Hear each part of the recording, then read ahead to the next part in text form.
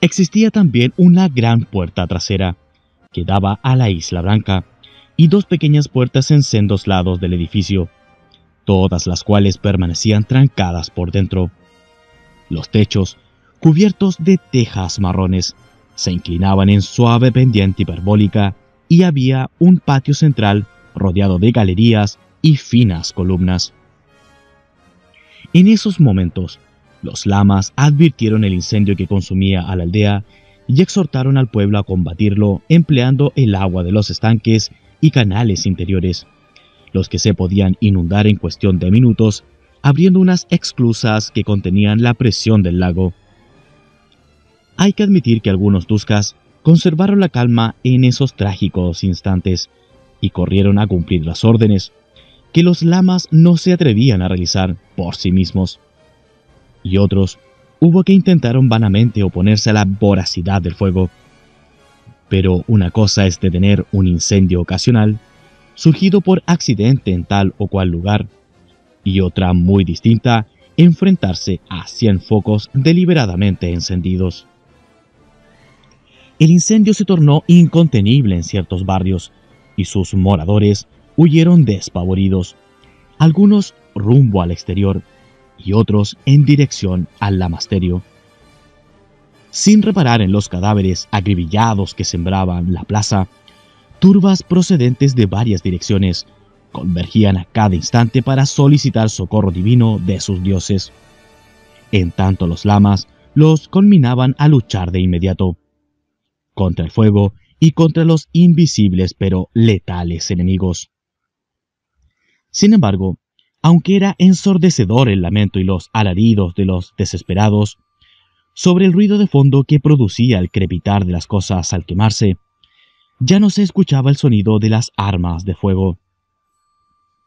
Alentados por tal silencio, los lamas gritaban ahora oraciones y mantrams desde casi todas las ventanas. 1:16. La escuadra de von Grossen surgió de improviso de las tinieblas de la pagoda y marchó en orden cerrado de dos en fondo durante unos metros.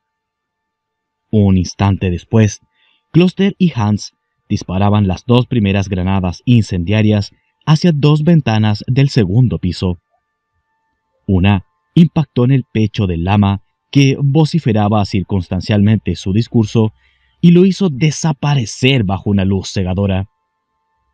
Otra penetró limpiamente por la abertura contigua y estalló en el interior del gompa. Y a través de ambas ventanas, luego de apagarse el brillo de la explosión, se vio cómo las llamas lo abrazaban todo. Mas los SS no se detenían a evaluar el efecto de su ataque. Tras las dos primeras, continuaron enviando granadas contra las ventanas a razón de 10 por frente, hasta completar las 40. Kloster corrió por la derecha, seguido de von Grossen y dos cáulicas, deteniéndose a trechos para cargar la granada y disparar.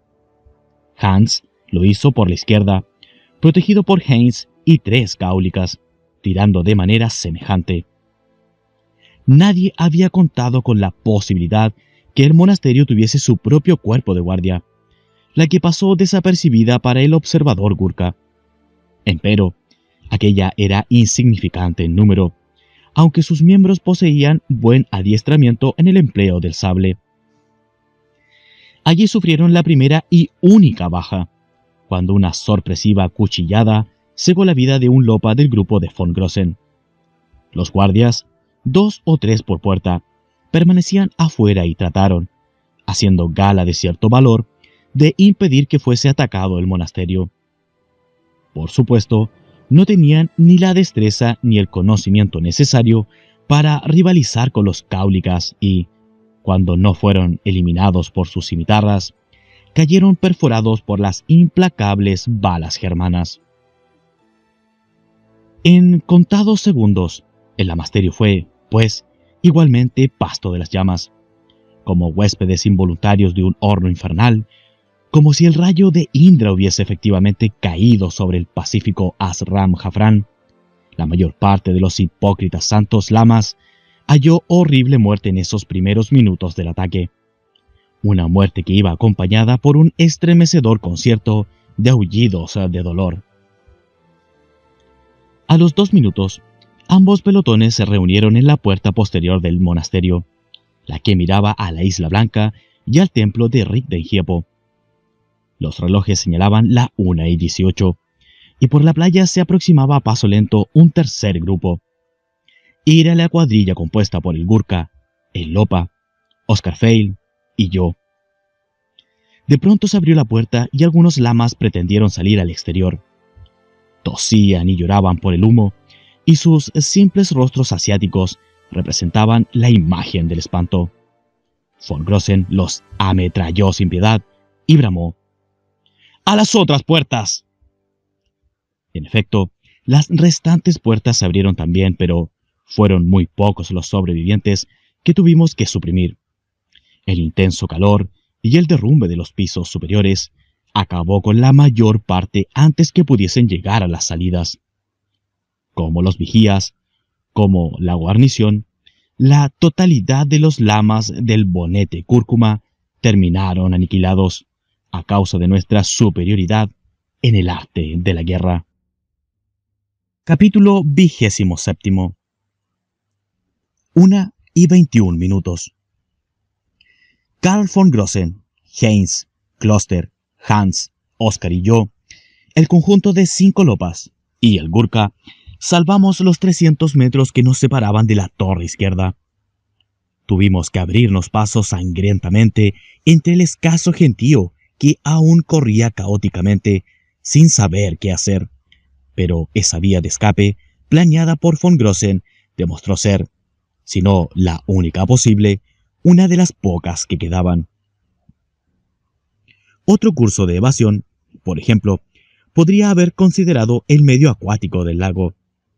Lo que no sería factible hacer era regresar por donde vinimos, es decir, por la avenida, ya que la misma se asemejaba ahora a un túnel de alta temperatura por efecto del incendio general, efecto anticipado por el previsor von Grossen. En el centro de un espeluznante círculo de cadáveres, al pie de la escalera, dimos con el monje Cáulica. Antecedidos por este, fuimos subiendo en columna hasta la torre y bajando rápidamente con la cuerda al exterior de la muralla. Sin obstáculos dignos de mención, emprendimos la retirada en dirección al norte. 500 metros más adelante, hallamos al monje Cáulica con los caballos y completamos la retirada, alejándonos velozmente de la destruida aldea Duska. El camino ascendía por la pendiente de una loma, y yo no pude evitar volverme un instante para contemplar por última vez la consecuencia de nuestro ataque. La imagen que percibí como corolario de la operación fue dantesca. Con el marco tenebroso de la noche cerrada, se distinguía nítidamente el cuadrado del interior de la muralla, iluminado por los resplandores rojizos del incendio, que todavía conservaba su vitalidad destructiva.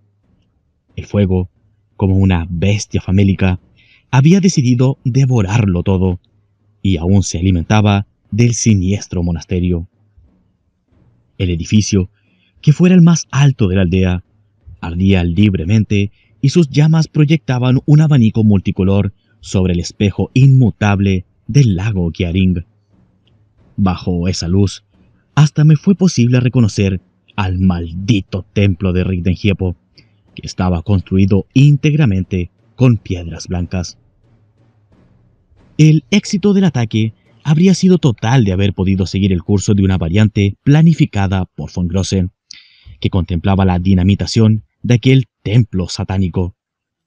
Pero no se dispuso de tiempo material para ello.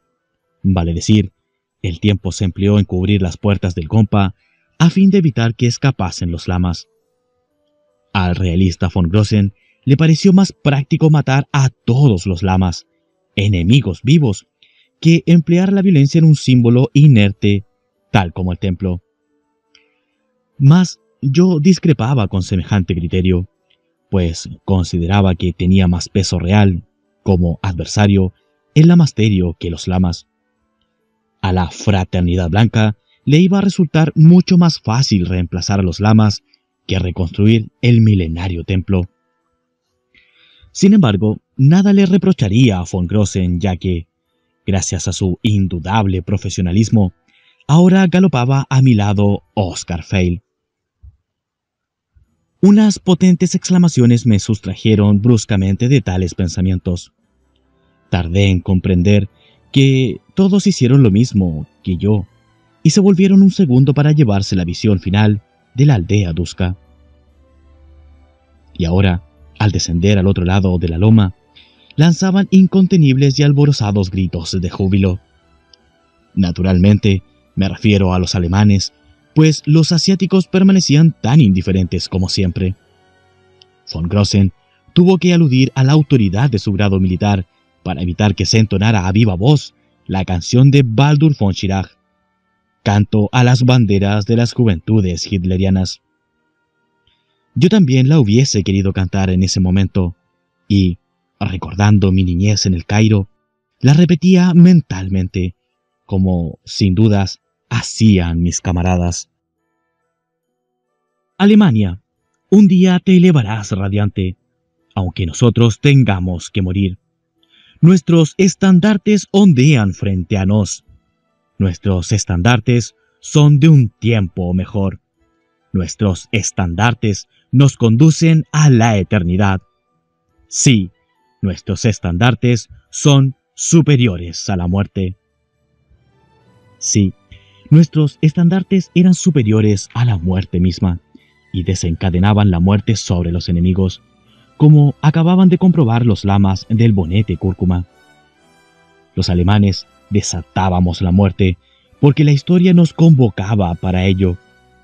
El enemigo de nuestros estandartes se arrepentiría para siempre de haber clavado sus viles garras en la patria. Recordé entonces la canción de rebato para los alemanes de Dietrich Eckart, aquel miembro fundador de la Thule Gesellschaft, de quien Konrad Tarstein me hablara incansablemente, pues había sido también uno de los iniciadores de Adolf Hitler. Convocación, llamamiento, alarma, rebato. Suelta está la serpiente, el dragón de los infiernos. La estupidez y la mentira rompieron sus cadenas. La avidez por el oro reposa en horrible asiento. Rojo, como la sangre, está ardiendo el cielo. Con estrépito pavoroso se derrumban las murallas. Golpe tras golpe, también a los sagrados altares. Los reduce a escombros el dragón. Tocad arrebato ahora o nunca. Alemania despierta. Convocación, llamamiento, alarma, rebato. Sonad las campanas en todas las torres. Tocad para que los jóvenes, los hombres, los ancianos, los que duermen, abandonen sus cuartos. Tocad para que las madres dejen las cunas, para que las niñas bajen las escaleras. Que el aire retumbe y resuene estridente. Que brame en el trueno de la venganza. Tocad para que los muertos salgan de sus fosas. Alemania despierta. Convocación, llamamiento, alarma, rebato. Sonad las campanas en todas las torres. Tocad hasta que las chispas broten. Judas viene para conquistar el Reich. Tocad hasta que las sogas se tiñan de rojo. Todo en torno es fuego ardiente, y dolor y muerte. Que la tierra se levante bajo el trueno de la venganza salvadora. ¡Ay del pueblo que todavía duerme! ¡Alemania despierta! La historia convocaba a los más aptos a luchar contra el mal, y los más aptos éramos nosotros. En un momento único de la historia habíamos alzado los estandartes eternos, como pedía Baldur von Schirach, y por eso el Führer tocaba a rebato, como solicitara Dietrich Eckart. ¡Ay de los pueblos dormidos o entregados al mal al igual que los Duskas! ¡Ay de los que desoyesen el toque del Espíritu Eterno! sufrirían la ira de los hijos despiertos de Alemania.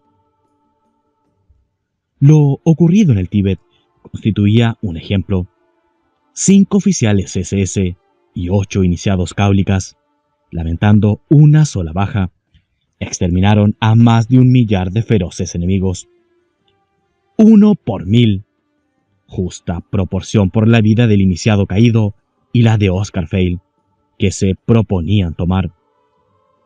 Nuestros enemigos, mejor dicho, el enemigo de nuestros estandartes, debería comprender definitivamente que nosotros no amenazábamos en vano. Capítulo 28. Quiero advertir al lector que yo no dispuse de suerte parecida a la suya, pues la narración de tío Kurt, refiriendo la operación de rescate de su camarada Oscar Freire, demandó varios días. Sin hacer mención a esas interrupciones, he transcrito las partes principales en forma correlativa para no causar impaciencia, una impaciencia parecida a la que, como es de suponer, me aconteció a mí en esos días. Solo agregaré que, como seguramente le ocurrirá al lector, aquella hazaña en la que participó tío Kurt me trajo de inmediato a la memoria la hazaña de Nimrod, relatada por Belicena Vilca. Indudablemente, la aventura del Tíbet tenía un sello de heroísmo mágico, un estilo de intrepidez sin límites, que la asemejaba a la historia del rey Casita. Por lo demás, el enemigo era el mismo, el enemigo del espíritu eterno, el enemigo de la sabiduría hiperbórea, el enemigo de nuestros estandartes, como lo denominaba tío Kurt, es decir, la fraternidad blanca de Chang Chambalá y sus agentes terrestres. Del mismo modo, acopiaré en los capítulos sucesivos los relatos más interesantes de tío Kurt sin intervenir. Naturalmente, emplearé tal criterio hasta donde sea posible, es decir, hasta el epílogo. ¿Epílogo? Que fue cuando el relato de tío Kurt, y todo relato, hubo de ser interrumpido. Yo, por mi parte, ya me hallaba bien de salud a esa altura, y solo aguardaba la culminación de la historia para cumplir la solicitud de Belicena Vilca. Cada día que pasaba, crecía mi determinación, pues, a cada instante, las cosas se iban aclarando irreversiblemente en torno de la sabiduría hiperbórea. Según recuerdo, así prosiguió tío Kurt una mañana. Capítulo 29. Cabalgamos sin detenernos hasta cruzar el camino Changlam, junto al puente sobre el río Amarillo. En el mismo sitio donde lo encontramos, dejamos al Gurkha. Permanecería oculto aguardando al resto de la expedición, es decir, a los 2 monjes cáulicas y a los 5 porteadores solitas. Nosotros, en cambio, continuaríamos varios kilómetros para acampar en los montes del noreste.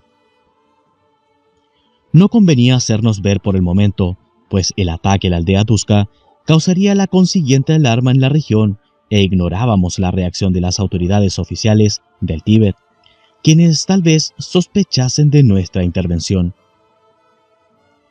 Comenzaba a amanecer cuando nos detuvimos, siendo evidente que el buen tiempo que nos acompañara hasta entonces se había acabado.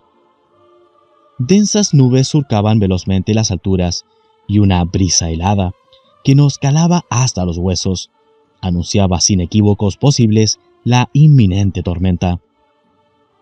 Se trataba de una tormenta de nieve y el lugar más protegido sería, paradójicamente, el campo raso.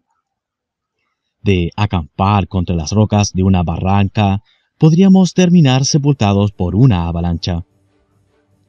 Dimos al fin con una depresión elevada, un pequeño valle de 30 metros cuadrados rodeado de suaves laderas, y nos empeñamos con celeridad en armar las carpas de alta montaña.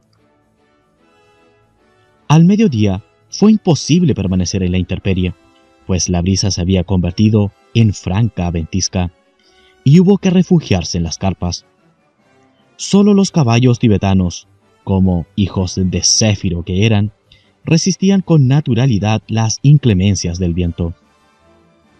Aquel retoño del monzón del noroeste sacudía las tiendas con violencia y silbaba un lamento agudo y desolado, un quejido que tal vez surgía del alma de Rigdenhiepo al llorar la suerte de sus adoradores.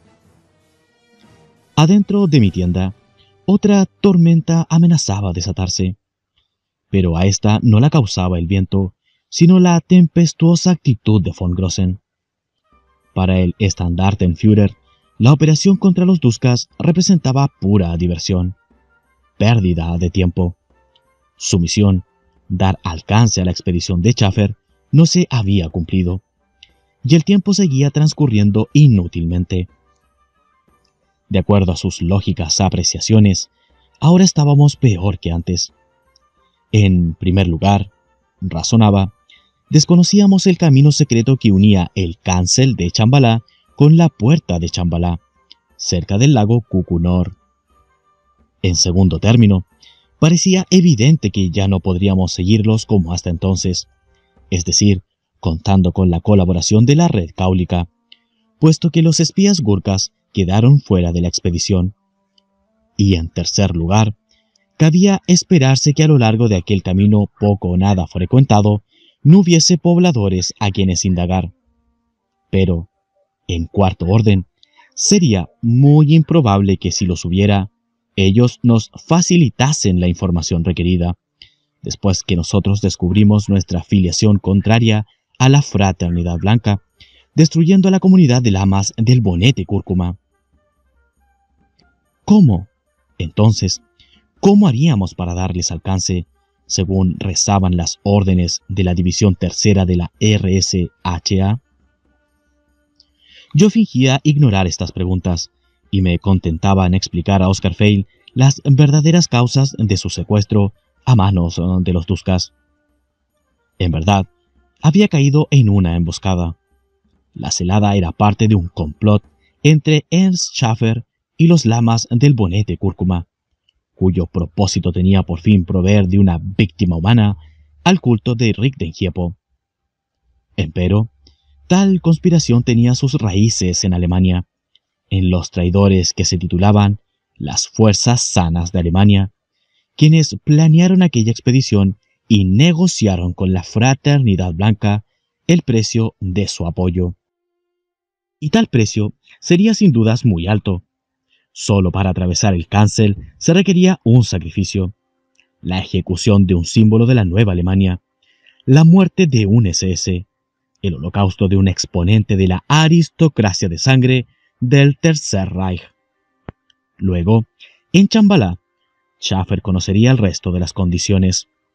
La jerarquía oculta apoyaría a los conspiradores con sus poderes mágicos y con sus más efectivas organizaciones sinárquicas, a cambio de destruir los cimientos espirituales del Tercer Reich.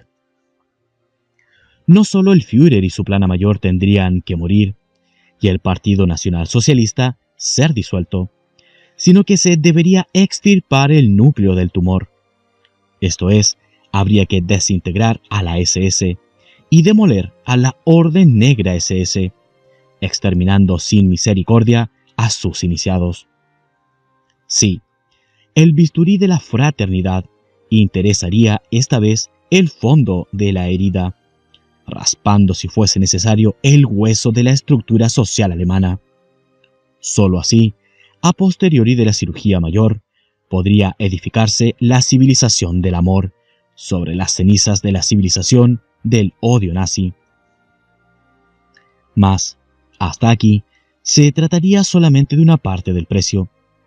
Con el cumplimiento de estas pautas, los traidores no lograrían más que demostrar su buena voluntad para colaborar con el plan de la Fraternidad Blanca. Aclaré a Oscar.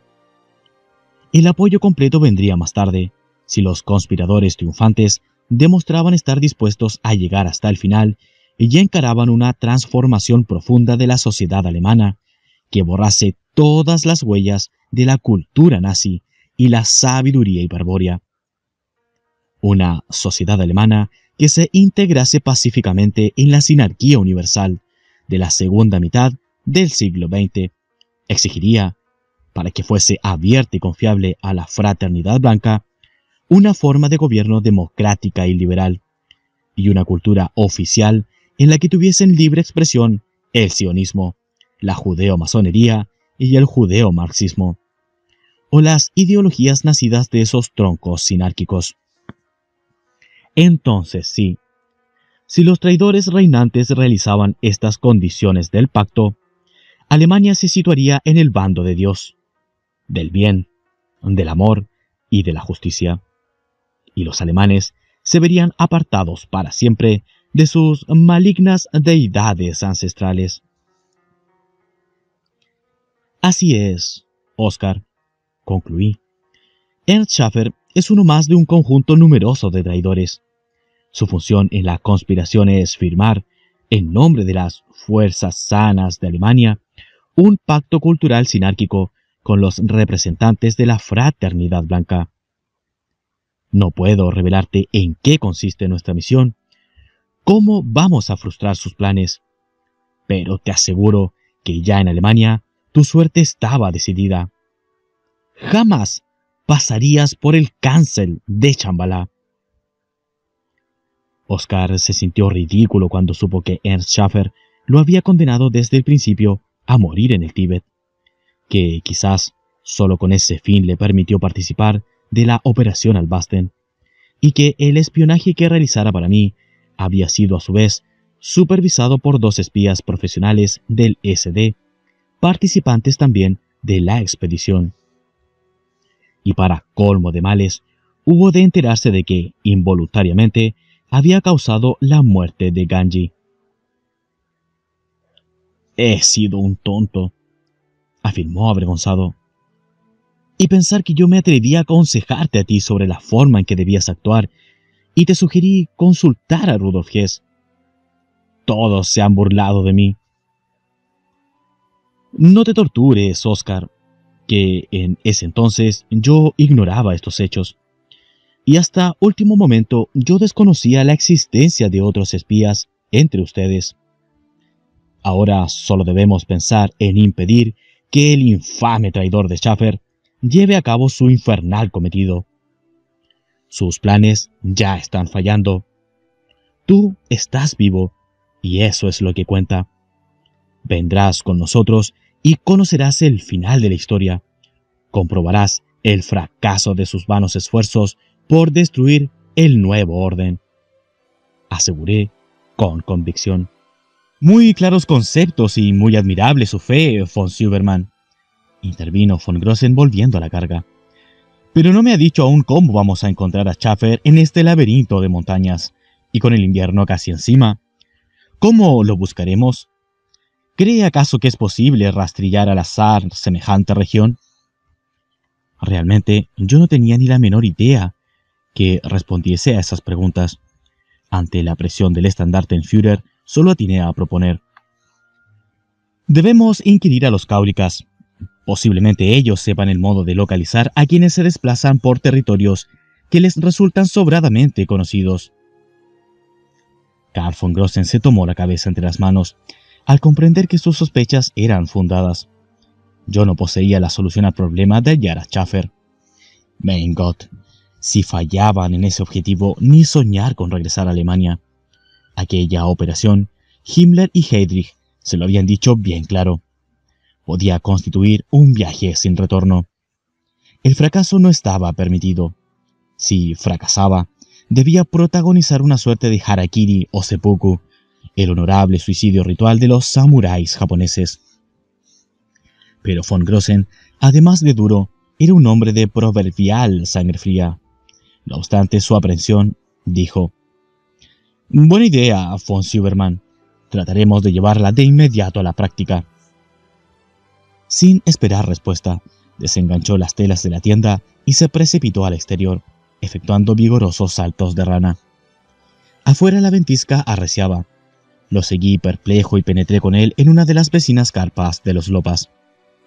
Contrariamente a nosotros, que nos manteníamos abrigados introducidos en las bolsas de dormir, los 5 tibetanos que teníamos adelante solo vestían el uniforme de porteador inglés de alta montaña, saco y pantalones verdes y borceguíes. Contemplé con la mirada perdida cómo la nieve de sus ropas se derretía y el agua chorreaba y corría por la lona del piso hacia la abertura de eliminar desperdicios, mientras von Grossen interrogaba a los tibetanos en Boska de Yam. Naturalmente, por dentro estaba invocando a los dioses, rezando una plegaria para que se cumpliese el milagro y los cáulicas conociesen las respuestas que obsesionaban al Standartenführer. De pronto, y puedo asegurar que por primera vez en las semanas que llevábamos juntos, vi a todos los lopas sonreír al unísono. Sí, no cabían dudas, nos miraban y sonreían, y luego de intercambiar entre ellos sugestivos gestos de complicidad, volvían a observarnos y reían más fuerte aún. Finalmente llenaron la tienda con un coro de carcajadas incontenibles. El severo rostro del jefe SS demostraba estupefacción y el mío debía manifestar algo parecido. Sin embargo, ambos aguardamos con paciencia que los lopas dominasen la gracia que les causara la pregunta de von Grossen, tratando con esperanza de vislumbrar una respuesta positiva en la asombrosa reacción. «¿Qué piensa de esto?», dije en alemán. «Intuyo que se trata de usted», contestó enigmáticamente. «Supongo que ellos creen que usted conoce la forma de seguir a Schäfer». Así era. Al concluir la hilaridad general, von Grossen repitió la pregunta. ¿Existía algún modo de encontrar la expedición occidental, ahora que ya habían cruzado el Cancel de Chambala? Volvieron a mirarse entre ellos, tentados de reír, pero al fin uno de los monjes cáulicas tomó la palabra. «No os burlamos de vosotros, aunque vuestra pregunta bien parece lo que acostumbráis llamar broma. Pues no otra cosa que una broma nos parece el averiguar cómo se puede seguir a algo o a alguien en el universo, cuando quien lo pregunta va acompañado por el amo de los perros daivas. Contestad vos, en serio, ¿quién podría ocultarse y dónde habría un escondite tal, una vez que los perros daivas obedezcan la orden del hijo de Shiva y corran tras sus pasos?» Von Grossen no supo qué responder y me miró a los ojos con expresión hostil. «Le juro que no lo sabía», me disculpé, escandalizado frente a la posibilidad de que sospechase de que yo no quería seguir a Ernst Schäfer. «Decidme, ¿qué debo hacer y cumpliré?», grité indignado a los monjes. «Vuestro gurú no me ha dado más información que un yantra incomprensible, y solo 60 días atrás no tenía ni la más remota idea de que existían los perros daivas.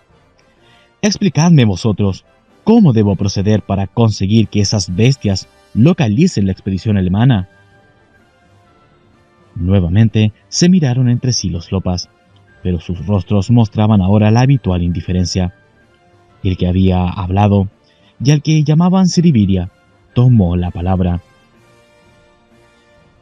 «Sin duda vos también bromeáis, oh Svami, pues debéis saber mejor que nadie, vos que os halláis más allá de Kula y Akula, cómo dirigir a los perros daivas. Y si no lo sabéis, o lo habéis olvidado, no os costará mucho saberlo o recordarlo empleando el Skrotarakram, el oído trascendente de los tulkus, del cual estáis dotado. Nuestro gurú os ha revelado el Kilkor Svadi, mediante el cual es posible formar cualquier palabra o nombre de cosas creadas. Y vos conocéis el nombre de vuestro enemigo, o Sahakaladai. Magia es poder, y las palabras y nombres son los utensilios de la magia. Reproducid el nombre hacia el que queréis dirigir a los perros daivas con el lenguaje mágico del Kilkor Svadi, y ellos os obedecerán. Sea porque realmente creía que se trataba de una broma o de una especie de prueba, o porque no deseaba seguir hablando sobre el tema, no hubo manera de obtener más información del lacónico Siriviria. Sus últimas palabras fueron: «Oh Maesvara, el que no discute jamás, No alcanzamos a comprender el motivo que tenéis para confundirnos con preguntas de las que solo vos podéis saber las respuestas.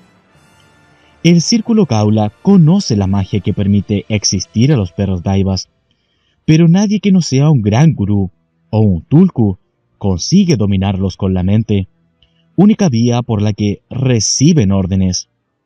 Ellos escuchan únicamente la voz interior de los gurúes y los dioses, los que están más allá de Kula y Akula, los que son como Shiva, o tienen su signo, como vos. Yo nací en un monasterio del Círculo Kaula, y mi padre y mi abuelo fueron iniciados cáulicas. Y ni yo, ni mi padre, ni mi abuelo vimos nunca un gurú capaz de hablar con los perros daivas, hasta que los dioses os enviaron con nosotros. Si es que queréis confirmarlo, el haberos conocido nos enorgullece. Pero no nos avergoncéis más con preguntas que son propias de los dioses.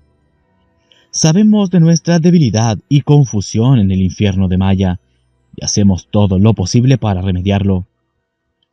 Creednos, oh Kshatriya, algún día emergeremos de la miseria humana en que se ha hundido el espíritu, y seremos como vos. Tendremos entonces abierto el Skrotra-Kram, como vos, y podremos saberlo todo.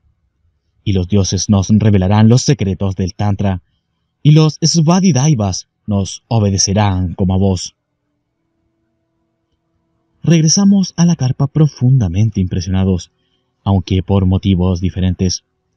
A von Grossen le sorprendía que los temibles cáulicas se dulcificaran en mi presencia y me trataran casi como un dios. A mí, justamente, esa deferencia me causaba inocultable desagrado, quizás porque no acababa de comprender completamente lo que ocurría a mi alrededor. Desde que fuera secuestrado por los sofitas, durante mi niñez, hasta entonces, había ocurrido el fenómeno de que ciertos hombres particulares percibían en mí, o por mí, un significado espiritual que los arrancaba del mundo material y los elevaba hacia las cúspides más excelsas del espíritu eterno, infinito e increado. Y ese significado procedía de un signo que se revelaba en mí, o por mí, un signo que los sofitas llamaban de Lucifer, Konrad Tarstein del origen, y los cáulicas de Shiva. Los hombres particulares que lo percibían, según Tarstein, y coincidiendo según veo ahora con Belicena Vilca, compartían conmigo el origen común del espíritu y llevaban en su sangre pura, inconscientemente, el símbolo del origen. Por eso percibían el signo del origen en mí.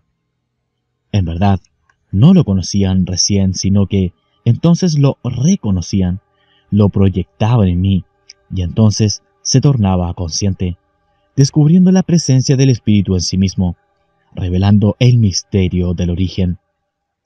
Pero ese significado que yo manifestaba y que esos hombres particulares comprendían, era insignificante para mí. En rigor, debería decir no significante, pues el signo me importaba mucho a pesar de no poder comprenderlo, de no lograr abarcar su contenido con la mente consciente. Y esa impotencia intelectual era la causa de la perturbación que aún me causaba el comprobar que ciertos hombres particulares lo percibían. Podía tolerarlo, como en el caso de la pagoda cáulica, pero siempre salía mal librado de la experiencia. Esta vez, a la perturbación de sentirme trascendido por el significado del signo, se sumó el efecto del increíble conocimiento que tenían los cáulicas sobre el oído interior. ¿Cómo se enteraron que yo poseía esa facultad, producto del poder carismático del Führer? Es algo que nunca supe. Mas, a von Grossen, el tema lo fascinaba. Disipadas sus dudas luego de la insólita explicación de Siriviria, y el asunto del oído interior no se le había escapado. Apenas nos acomodamos en la carpa, preguntó a boca de jarro: ¿Qué demonios es eso del Skrotra-Kram, von Silbermann? Lo siento, mi Standartenführer, dije en el acto, y no sin rudeza, pero no puedo responderle a esa pregunta. Le diré, sí, que haré todo lo que pueda para realizar la idea de los monjes cáulicas. Si es cierto que los perros Daivas son capaces de rastrear a Ernst Schaffer, tenga la seguridad de que lo hallaremos. Voy a trabajar desde ahora para encontrar la solución del problema, y emplearé, si fuese necesario, el Scrotragram. Es todo cuanto puedo decir. Los ojos de von Grossen echaron chispas, pero, como de costumbre, mantuvo la serenidad y no me molestó más. Indudablemente, yo no podía hablar con él del oído interior, porque Konrad Tarstein había tomado mi palabra de que solo lo haría con miembros de mi propio círculo, y un sexto sentido me advertía a gritos que von Grossen no lo era. Esa noche, cuando todos estuvimos dormidos, me decidí a emplear el Scrotragram, es decir, a comunicarme con la voz del capitán Kiev. Como la primera vez, como siempre, no tardé en verme inundado de sabiduría.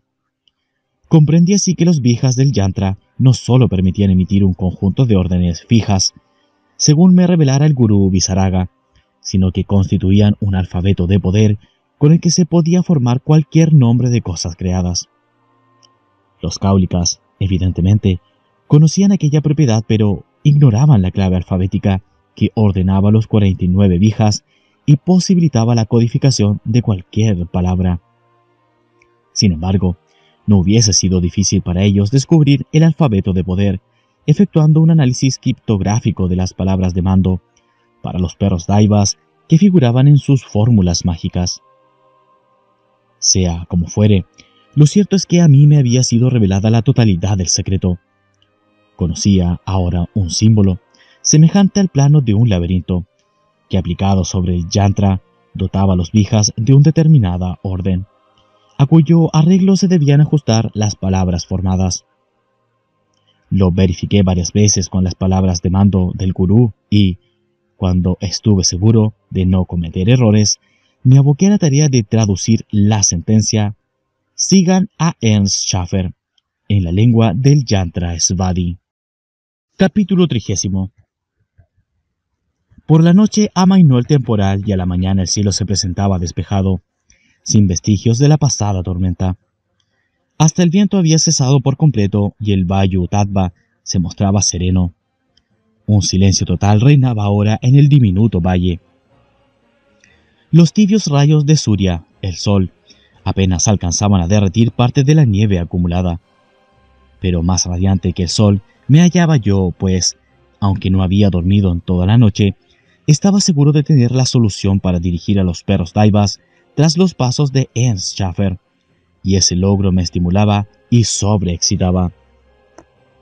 Al verme, von Grossen no necesitó preguntar nada para saber que el problema estaba resuelto.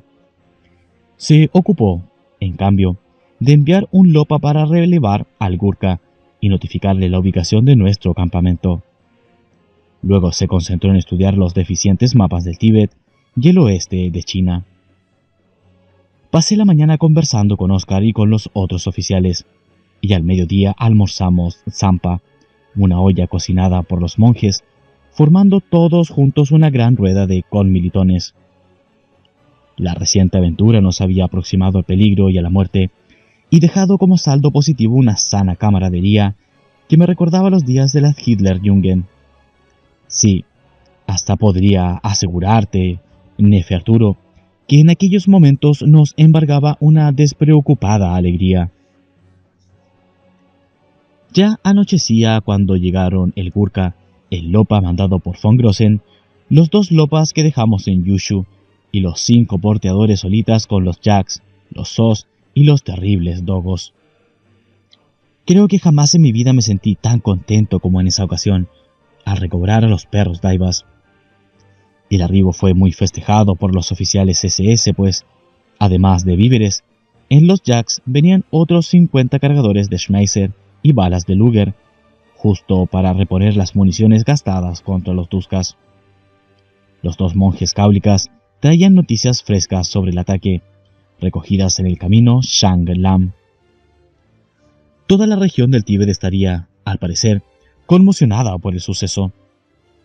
Por el camino, tropas de un titulado príncipe de Kukunor los habían interceptado, pero luego de las explicaciones recibidas, les permitieron partir sin problemas. Aquel incidente era consecuencia de la guerra civil. En algún momento de su historia, el país del Tíbet llegaba hasta el lago Kukunor. Posteriormente, los chinos formaron la provincia de ese nombre e hicieron retroceder la frontera del Tíbet más al sur del río Yangtze-kiang.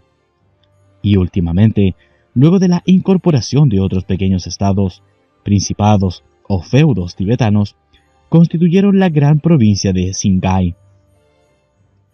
Al comenzar la guerra entre Japón y China, y a causa de la ausencia del poder central por la ocupación de la capital del Celeste Imperio, los tibetanos vieron la oportunidad de recuperar sus antiguos señoríos e independizarse de China y unirse nuevamente al Tíbet. En ese caso particular, el resurgido príncipe de Kukunor era un fervoroso budista de la tribu tibetana Lubum, cuyos miembros forman parte de la aristocracia lamaísta. Su devoción y respeto por el Dalai Lama no tenían límites, y la agresión a los Tuskas lo había afectado profundamente. Por tal razón, envió varias partidas de hombres armados a la búsqueda de los atacantes. «Somos», dijeron los Lopas, «servidores de un rico comerciante de Bután, que se encaminan a Xining para canjear su mercancía». Viajaban con el consentimiento del Dharma Raya, para quien debían cumplir ciertos encargos, y enseñaron a los soldados tibetanos una carta del Dharma Raya, en la que constaba la lista de objetos a adquirir. Eso fue suficiente. Los Lopas obsequiaron una botella del aguardiente de Solja Butaní, y los soldados brindaron abundante información. Debían cuidarse durante el viaje porque existía una gavilla de bandoleros fuertemente armada que operaba en la región. Recientemente, atacaron y destruyeron una aldea de pacíficos y santos lamas, por lo que se veía bien claro que no se trataba de tibetanos, ni siquiera de religiosos, sino de extranjeros indeseables, a menos que fuesen miembros de la clandestina secta Kaula, quienes odiaban a los lamas budistas o hinduistas en general, pero ellos nunca se habrían atrevido a tanto. Los sobrevivientes Tuskas afirmaban haber sido atacados por los asuras, mas los soldados no eran tan crédulos y sospechaban que los demonios serían en realidad bandidos occidentales, secundados por matones chinos. Si estaban en lo cierto, los malhechores intentarían regresar a China por la indefinida frontera del este, a la que se proponían vigilar desde ahora. De manera que nos buscaban y, como atinadamente predijera von Grossen, no podríamos hacernos ver por bastante tiempo. Los monjes cáulicas tenían otras novedades. Sus contactos con miembros del círculo Kaula les permitieron enterarse de que un profundo movimiento subterráneo de simpatía hacia nosotros se estaba articulando en todo el Tíbet espiritual. A muchos admiraba aquel grupo de iniciados que mataban sin piedad a los discípulos del señor de Shambhala. Sería muy difícil regresar a Bután por el mismo camino, pero nuestros aliados tibetanos nos garantizaban un seguro escape a través de China, hasta las líneas japonesas. Japón se hallaba entonces en excelentes relaciones con Alemania, y en el consulado alemán de Shanghái funcionaba activamente una delegación del servicio secreto de la SS. Si llegábamos hasta allí, podríamos embarcarnos sin inconvenientes. La comunidad cáulica de Xining nos ayudaría en esa empresa. Pero aún era prematuro hablar de la salida del Tíbet. Antes debíamos hallar a Schaffer y neutralizar sus planes. ¿Estamos en condiciones de partir al amanecer, von Silbermann?, preguntó cortésmente von Grossen. «Hier Bock, mein Standartenführer», respondí con seguridad. Dejamos todo listo y, al amanecer, levantamos las tiendas y nos dispusimos a partir. Von Grossen esperaba que yo le indicase claramente el rumbo, pero lo único que podíamos hacer sería acompañar a los perros daivas. Se lo hice entender y me situé delante de la columna, tomando con las dos manos las riendas de los dogos. Desde el infinito del espíritu, más allá de Kula y Akula, descendió la orden seguir a Ernst Schaffer en la lengua del Yantra Svadi y penetró en el universo de las formas creadas. Atravesó el Akasha Tattva y se implantó en el cuerpo anímico de los perros daivas. Y los increíbles animales, como si realmente estuviesen husmeando un rastro físico, se pusieron rígidos y estiraron las cabezas hacia arriba, y luego partieron como flechas en dirección al norte. Viajamos varios días de ese modo, siempre escoltando los perros daivas y estos siguiendo las invisibles huellas de la expedición alemana. Al principio von Grossen no puso objeción alguna, pero luego comenzó a inquietarse, a desconfiar y a insinuar abiertamente la posibilidad de que los perros se hubiesen extraviado. En honor de la verdad, debo decir que no carecía de razones para dudar, pues la errática marcha de los dogos, que ora iban hacia el norte, ora hacia el este, ora regresaban al sur, ora torcían al oeste, lo habían desorientado por completo. Su brújula y sus mapas eran totalmente inútiles, me dijo dramáticamente un día. Estamos perdidos en el corazón del Tíbet, en un lugar absolutamente desconocido para la civilización, quizás en un lugar que no es de este mundo. No es que el racional von Grossen se hubiese tomado repentinamente supersticioso. Ocurría que los perros daivas nos condujeron realmente por una ruta que no parecía de este mundo.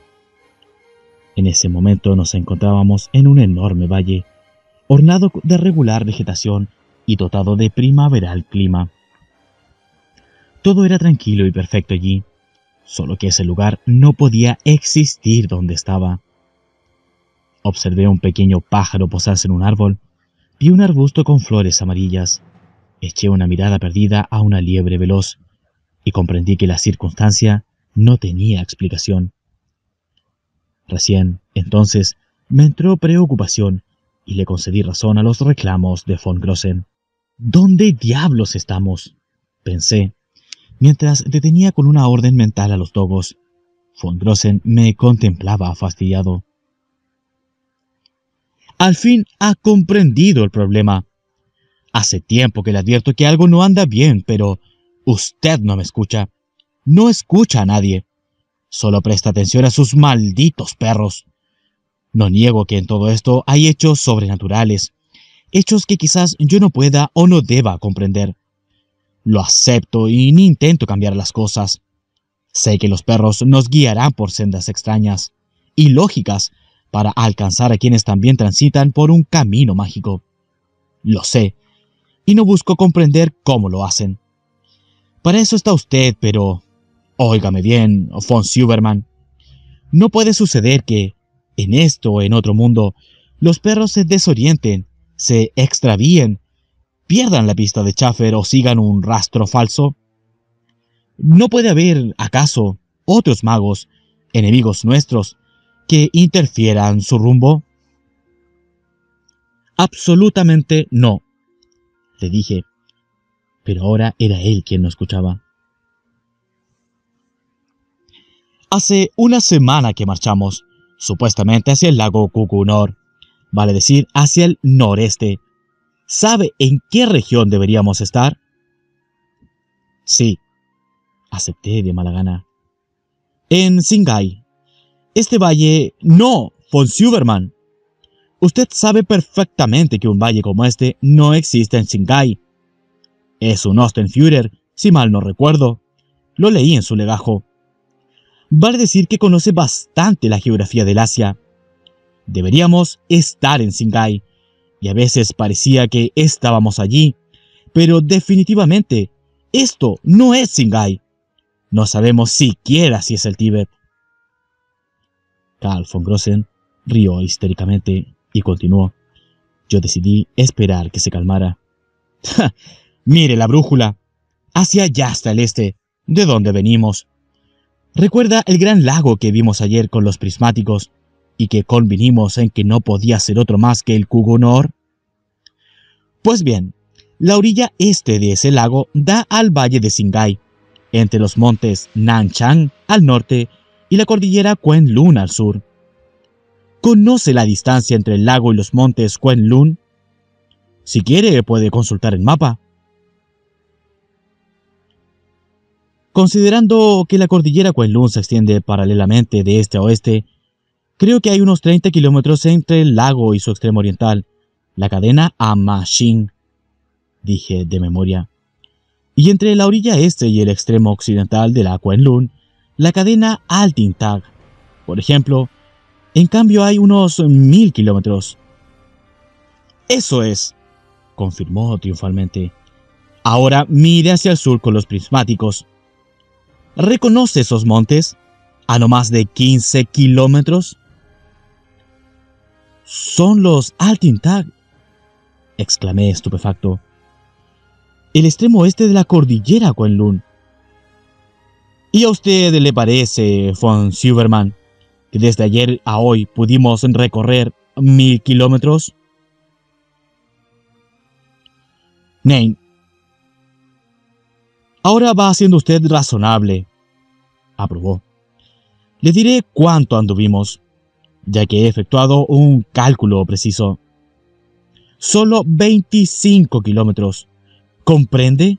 Hemos unido en solo 25 kilómetros dos lugares que normalmente están separados por 1000 kilómetros. ¿Qué ocurrió con la distancia normal? ¿Se acortó? Tome conciencia, von Silverman. En el planeta que nosotros nacimos y estudiamos, el lago Kukunor no se encuentra a 25, sino a 1000 kilómetros de los montes Altintag. Este lugar es Tíbet y China a la vez.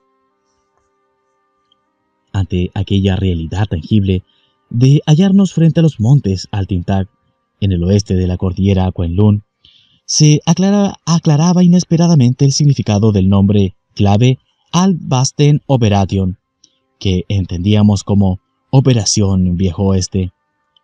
Ingeniosamente, habían cortado la palabra china Alting para formar la voz alemana Alt, viejo.